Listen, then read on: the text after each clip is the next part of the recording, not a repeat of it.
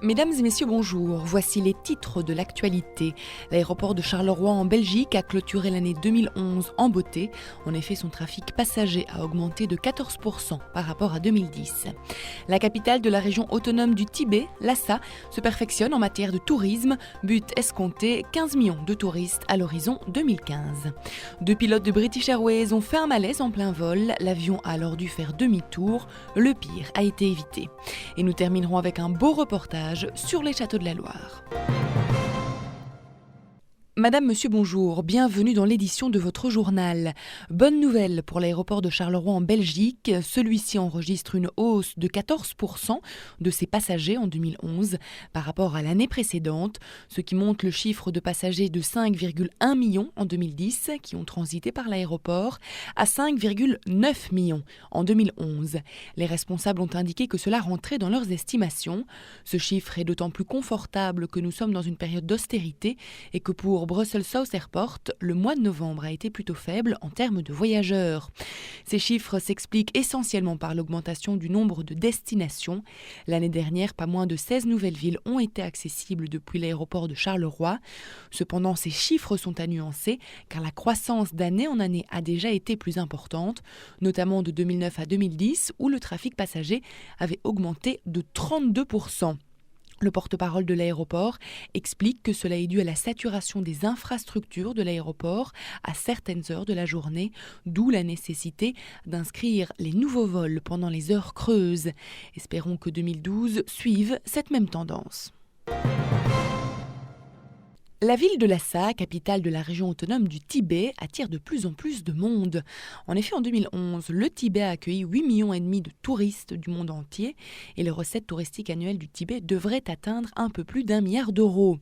Lhasa espère devenir en 2012 une ville touristique de renommée internationale. Pour ce faire, plusieurs pistes ont été dégagées, déjà en mettant en place des sites touristiques perfectionnés, c'est-à-dire qui possèdent tous les critères pour recevoir les visiteurs de façon optimale. Ensuite, la ville a annoncé qu'elle lancerait prochainement un projet de talent touristique en formant davantage de professionnels dans l'industrie touristique et en aidant davantage d'agriculteurs locaux à s'impliquer dans le tourisme. Dernier axe étudié par les autorités de Lhasa, des campagnes de pub qui promeuvent les voyages d'hiver au Tibet ou la vue splendide que vous pouvez avoir de Lhasa. Les premiers touristes visés par ces campagnes sont les Japonais, mais également les Coréens, suivent les Américains et les Européens. Environ 15 millions de touristes devraient visiter le Tibet chaque année d'ici 2015, générant plus de 2 milliards d'euros de recettes touristiques annuelles, selon le 12e plan quinquennal de la région.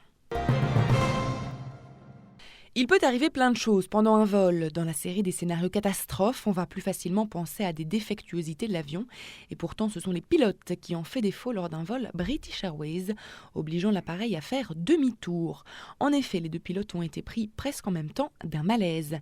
L'avion assurait la liaison Londres-Glasgow avec une centaine de personnes à son bord lorsque l'incident est survenu. Très vite, les deux pilotes ont mis leur masque à oxygène et l'équipage a assuré la sérénité des passagers. La compagnie British Airways a indiqué que toute la procédure en cas d'incident de ce style a été suivie à la lettre, ce qui a permis à l'avion de faire demi-tour et de se reposer quelques temps plus tard à Heathrow. Cependant, pour le moment, rien n'a pu expliquer pourquoi les deux pilotes ont été victimes d'étourdissement, mais une enquête a été ouverte. On parle beaucoup des différents plans d'austérité dans les pays de la zone euro. Selon une dernière étude réalisée auprès des Français, ceux-ci sacrifieront en premier lieu leurs vacances afin de faire des économies. Et les statistiques sont élevées. Pas moins de 2/3 de la population hexagonale envisage de sucrer ses vacances. Sur 67% des Français qui déclarent devoir se serrer la ceinture, 20% d'entre eux ont déclaré que la réduction de leurs dépenses sera relativement élevée. Signe de bonnes résolutions, mais surtout de budget qui commence à faire défaut pour les ménages. Après les vacances et les loisirs, les Français comptent faire des réductions au niveau de leurs dépenses énergétiques. Enfin viennent les restrictions pour les voitures et l'alimentation. Voilà qui ne réveille pas les professionnels du tourisme qui doivent déjà faire face à une situation difficile qui risque donc de s'empirer cette année. Pour terminer, nous allons faire un petit détour par la Loire. Nous avons rencontré une des représentantes de l'agence de développement touristique du département qui nous parle d'un incontournable, ces châteaux. Un reportage d'Arius Favreau. Il y a des châteaux qui ont décidé d'ouvrir au public et qui ont décidé d'ouvrir en chambre d'hôtes.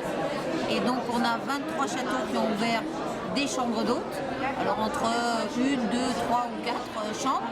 Et puis on a 18 châteaux qui sont ouverts seulement donc à la visite, pour visiter l'intérieur de leur établissement, de leur domaine, ou alors leur parc. On peut imaginer des propositions autour des châteaux sur 2 ou 3 jours en itinérance, en voiture, et en couchant dans un château une nuit, dans un autre château une autre nuit, et dans un troisième château. Et les prix sont très variables entre les châteaux et c'est des châteaux faits pour rêver en fait, c'est pour partir à la découverte d'une autre Loire et on peut considérer que c'est les premiers châteaux de la Loire. On termine ce journal avec la météo, d'abord en Belgique pour ce vendredi. Comme depuis longtemps, les pressions élevées trahiront la proximité d'un anticyclone. Toutefois, ce week-end, ce dernier se placera de telle sorte qu'il dirigera sur le pays de l'air encore un peu plus frais. Côté ciel, après dissipation de brumes matinales, champs nuageux improductifs et éclaircis, parfois larges, alterneront. Bruxelles et le Brabant auront 6 degrés, ainsi que le Hainaut, Namur 5 degrés, Liège 2 petits degrés, le Luxembourg 4 degrés et la Flandre occidentale 7 degrés. Dimanche, cette petite parenthèse de temps plus frais se prolongera avec les premières gelées généralisées de l'hiver.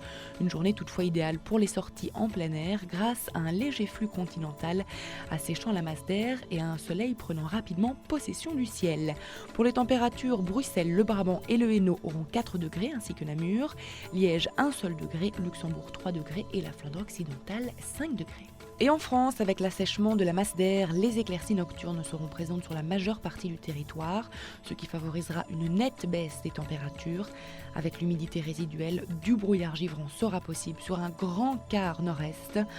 Quant au pourtour méditerranéen, le front froid donnera une vaste couverture nuageuse balayée progressivement par le vent de nord-est et de nord. Et quelques gouttes sur la Corse. Pour les températures, Metz aura 5 degrés, Nantes et Paris 6, Lyon 3, Bordeaux 8, Marseille 10 et Ajaccio 11 degrés.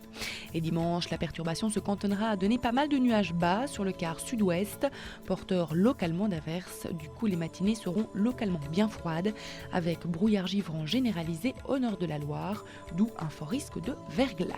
Metz aura 4 degrés, Nantes 9 degrés, Paris 6 degrés, Lyon 4 degrés, Bordeaux 12 degrés et Marseille et Ajaccio auront 10 degrés. Ceci referme notre journal. Je vous remercie pour votre attention. Je vous rappelle notre site internet sur lequel vous retrouvez toutes les informations touristiques 24 heures sur 24 et 7 jours sur 7. Il s'agit du www.libertytv.com/tv. À présent, je vous quitte sur de magnifiques images de l'Australie. Excellent week-end et belle évasion sur Liberty TV.